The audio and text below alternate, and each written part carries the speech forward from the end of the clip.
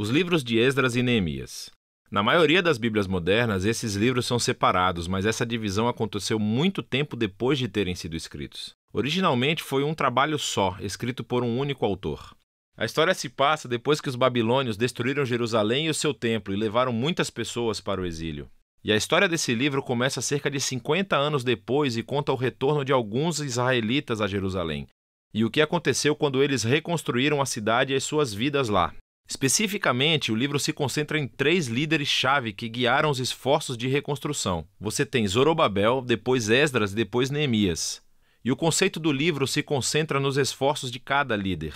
Zorobabel leva um grande grupo de pessoas de volta a Jerusalém para reconstruir o templo. E cerca de 60 anos depois, Esdras chega a Jerusalém para ensinar a Torá e reconstruir a comunidade. E depois dele vem Neemias, que lidera a reconstrução das muralhas de Jerusalém. E essas 3 histórias são projetadas para serem paralelas. Cada uma começa com o rei da Pérsia solicitado por Deus para enviar o líder a Jerusalém, e ele oferece recursos e apoio. E cada líder encontra oposição nos seus esforços, as quais eles superam, mas de uma maneira que leva a um estranho anticlímax em cada uma das 3 partes. Vamos voltar onde tudo começou e ver como tudo se encaixa. Assim, a história começa com um decreto de Ciro, rei da Pérsia, e ele é movido por Deus para permitir que os exilados retornem a Jerusalém e reconstruam o templo. E o autor diz que isso cumpre uma promessa feita pelo profeta Jeremias de que os exilados um dia retornariam a Jerusalém. Agora, esse cumprimento deve aumentar nossas esperanças em muitas outras promessas proféticas que indicam que o exílio não era o fim da história. Temos esperança para o futuro rei messiânico da linhagem de Davi. Temos esperança de um templo reconstruído onde a presença de Deus habitará com seu povo. Esperança de que o reino de Deus venha sobre todas as nações da terra e traga sua bênção, assim como ele prometeu a Abraão. E assim, é com todas essas esperanças em mente que lemos a história de Zorobabel. Seu nome significa plantado na Babilônia. Ele representa a geração nascida na Babilônia em cativeiro e lidera uma onda de israelitas que estão retornando a Jerusalém. Depois que eles se estabelecem por lá, eles reconstroem o altar para oferecer sacrifícios e depois o próprio templo. A cerimônia de fundação e depois a dedicação final do templo são momentos-chave. As histórias passadas do tabernáculo e a dedicação do templo devem estar em nossas mentes. É quando a nuvem de fogo da presença de Deus deve descer. Ele está entre o seu povo, e isso não acontece. E assim, enquanto pessoas estavam felizes com esse novo templo, os anciãos que tinham visto o templo anterior de Salomão clamam em pesar. Não é nada como o passado glorioso que tiveram, ou as suas esperanças para o futuro. E é aqui que temos a primeira história de oposição, e é muito estranho. Assim, os netos dos israelitas que não foram levados para o exílio tinham estado vivendo em Jerusalém o tempo todo, e vêm para oferecer ajuda na reconstrução do templo. E Zorobabel recusa. Ele diz: vocês não fazem parte do nosso templo.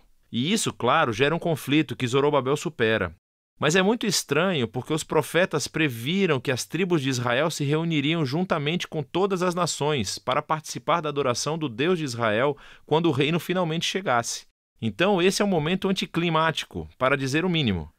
Na próxima sessão avançamos cerca de 60 anos e conhecemos Esdras. Ele é um líder entre os israelitas exilados na Babilônia. Ele é um estudioso da Torá e um professor, e então é nomeado por Artaxerxes, rei da Pérsia, para liderar outro grupo de pessoas de volta a Jerusalém. E Esdras quer trazer a renovação espiritual e social entre as pessoas. As nossas esperanças são altas, e novamente chegamos a outro momento anticlimático da história.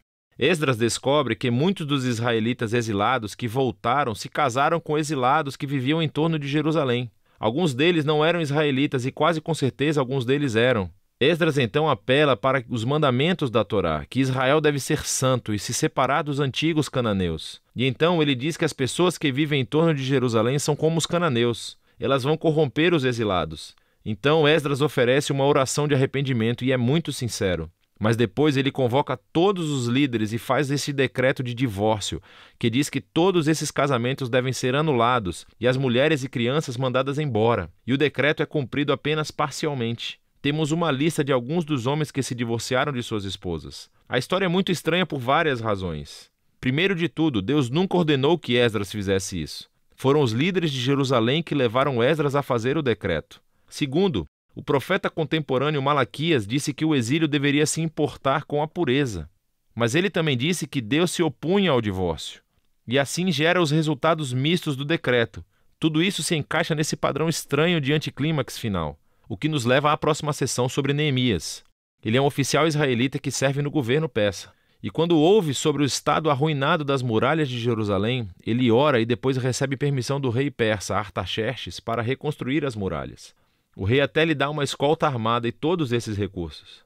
Então, depois de chegar a Jerusalém, ele começa o projeto de construção e também enfrenta a oposição das pessoas que já moravam em Jerusalém.